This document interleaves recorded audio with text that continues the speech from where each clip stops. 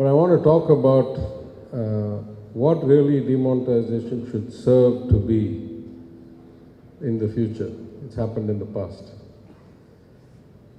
But we all remember certain events in our life where the news of it was so momentous that we'll never forget it. You know, it'll remain crystal clear. What were you doing when? So, you know, in the US they talk about what were you doing when you heard that John F. Kennedy got shot. That changed the nature of society, of politics of the country. For me, I've had 2 or 3 such events in my life, for good or bad fortune. As I say sometimes, I was in the basement of the North Tower when the plane struck on 9/11. I'll never forget that. I was sitting at my desk in Mumbai when I got a call from the General Counsel's office saying that the Federal Reserve had asked Lehman to file liquidation. My hands and legs wouldn't move. I couldn't get up from my seat.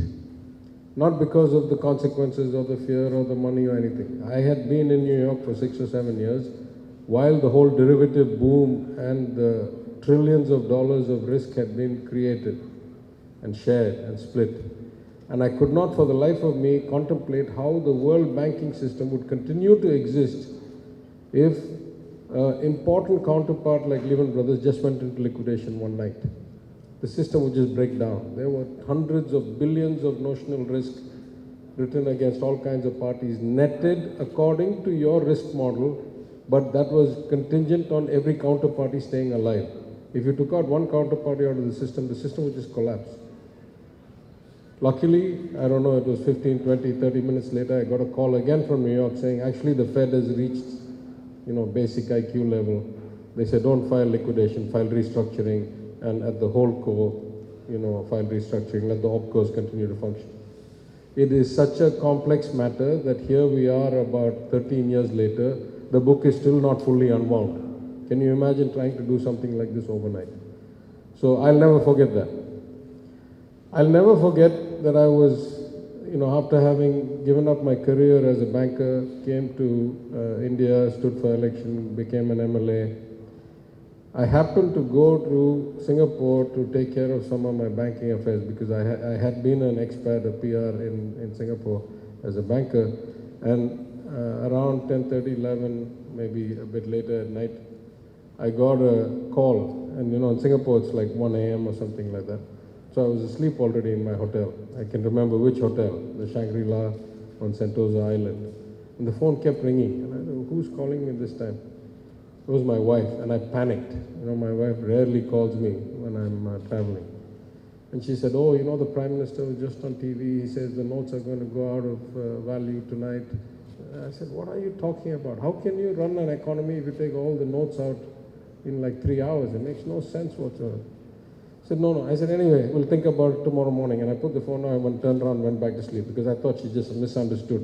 I could not contemplate that somebody would take such a dramatic decision with such little notice in a country where all the systems are weak or broken anyway.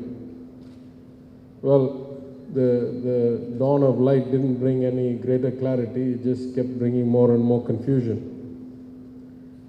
Till today, I mean, I don't want to get too much into the detail because I've written so much about it and I've been so critical.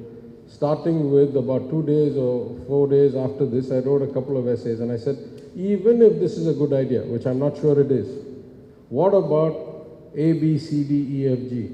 How are you going to resolve these bottlenecks or problems? And why haven't you done X, Y, Z? So from then, I've been a critic and I've published in many places, I've spoken in many places. This is not the forum to bring that back. But I'll just mention 4 or 5 thoughts about how profoundly badly designed it was. Till today, no other country or exercise like this in the world has been undertaken or such taken decision without having the new notes printed. If you kill all the old notes, surely you should have had the new notes printed to supply before you kill them. Till today, nobody has done such a demonetization without defacing the old notes after collecting them. Either you tear them, you scratch them, you put a punch hole in them. Otherwise, the same old notes keep getting recirculated again and again because everything leaks like a sieve. You barely have enough capacity to bring the new notes down. How are you going to guarantee that the old notes are going back to the RBI in time and not getting siphoned off again on recirculation? So the really kind of damaging part about demonetization, I think, was that the government's profound lack of compassion, the inability to course correct as the data started coming back. When it became clear that there would be no hope of ever achieving any kind of black money catching, that 100% of the money was going to come back, you had failed, there was no shock effect, the system had beat you. At least they could have said, okay, let the 500 rupee note be legal tender for 3 more months, saved lives, made sure children had nutrition, that milk and vegetables and supplies actually went through. Because a 2,000 rupee note is not fungible. You can't go and buy 50 rupees worth of products on a 2,000 rupee note when 86% of the liquidity is taken out of the system. So it was such a badly designed effort.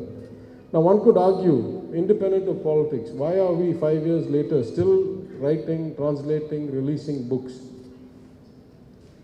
We hear all the time about how politics and politicians have become venal and the system is corrupt and things are bad.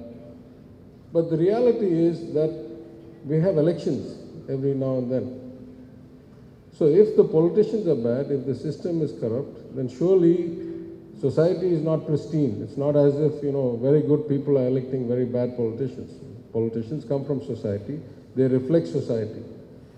So if the system is bad, that includes that the social discourse is not touching the right topics, is not looking at the right issues, at least with not the right level of information or enlightenment. So nothing is more profoundly important to improving the situation, improving the political climate, improving the quality of politicians than having the right kinds of debates, the right kind of social discourse with the right data in the right kind of context. This is precisely why the kind of fake news machines and the propaganda machines and the demagoguery tries to prevent that. They want to fill the space with randomness, with division, with kind of jingoism, with rabble-rousing. And books like these, translated from eminent authors into regional languages that reach the people, that really is a great contribution to improving the quality of the social discourse. Till today, for example, I have not yet heard an explanation of which law allowed the Reserve Bank of India to say that people can only take out X amount of money from their accounts and not more. I don't know what part of any law in the books at that day or today empowered the Reserve Bank to do that. Till today, I don't know under what law the Reserve Bank said, as Mr. Franco said, the sign of Urjit Patel on the note, how that signature and that note would be valid in the petrol bunk but not in the vegetable shop. Under what law? We are a constitutional republic. We are a democracy. There's still not a clear interpretation of how these things were affected. Never mind that the court's still in the case is still in court for 5 years and will never come for hearing in our lifetimes. So if we cannot get clarity in the courts, at least we should have the discourse in the public. This is beyond politics. Whoever had done it, this discourse is still important. Many times, we find ourselves not willing to take inputs if it doesn't come from the right source. In many cases, we think the messenger is as important or more important than the message. But just yesterday, I was at a meeting. I flew in around 3 o'clock, went straight to the Secretariat. The Honorable Union Finance Minister had called a one-of-a-kind meeting, Chief Ministers and Finance Ministers of all the states, to talk about the recovery after COVID and how do we accelerate economic growth and so forth. And since both the Union Finance Minister and the Finance Secretary are from Tamil Nadu and know Tamil very well, in our submission, we quoted a Tirukkural, which said, Epporul yar yar vai kettunum, apporul mei porul kaanbadu arivu. If the truth is the truth, you should listen to the truth irrespective of which mouth it comes from, right? You cannot say, I'll only take it if it comes from my friend, and I'll not listen if it doesn't come from the right person.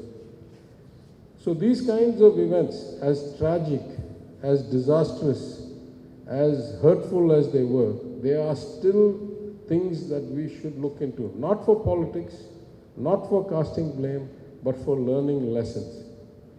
In the essay I wrote on the first anniversary of demonetization, I said, at some point we have to undertake a profound analysis with government data. What really happened? What does it say about the nature of our economy? What does it say about the kinds of transactions that people do? What does it say about the volume of transactions that happen at this price, at this price, at this price, in the informal economy, which we don't otherwise track? But now we have this golden opportunity because of the case study. The same way yesterday, for example, again in this conference with the ministers, our Honorable Chief Minister was in Kanyakumari looking at flood relief operations, overseeing them. So only I attended. And though other states talked about a lot of things, I made a request. I said, you have reduced petrol prices by 5 rupees and diesel, or taxes by 5 rupees and diesel by 10. In some states, that has made our price come down whether we like it or not, because we do ad valorem taxes. Our taxes are on top of the price that includes excise. So if their excise comes down, the base on which we tax comes down. So the petrol pump also reflects our reduction, which was not voluntary, it was involuntary. No complaint. In some states, because of politics or because of the union government's compulsions, the state governments further reduced the taxes. I said, can you not undertake a study? Compare what was the impact in states where there was no reduction. What was the impact in states where there was reduction? What was the impact across the country? What is the real elasticity of fuel demand? What changes when you reduce by 5 and 10? What is the second order consequence? Are you seeing greater activity because you have reduced the input costs? Are you seeing a reduction in inflation in food? This is a golden opportunity. If you make moves, allegedly for politics because of election results, it doesn't matter. You have made the move. Once you have made the move, you learn from it. Every time we do something, we keep thinking, so what can we learn from this? So if something is done to us, we still say, what can we learn from this? When the Honorable Chief Minister said, reduce the petrol price by 3 rupees, for the first time we put in systems that we can track what happens to petrol demand and consumption if we reduce the tax. The union should do this as well. People should do this all over. The more we have facts, the more we have learning. We are in an incredibly complex world. Running an administration for a government of about 8 crore people, 80 million people in the state of Tamil Nadu. If we were an independent country, we'd be about the 18th or 19th largest country in the world.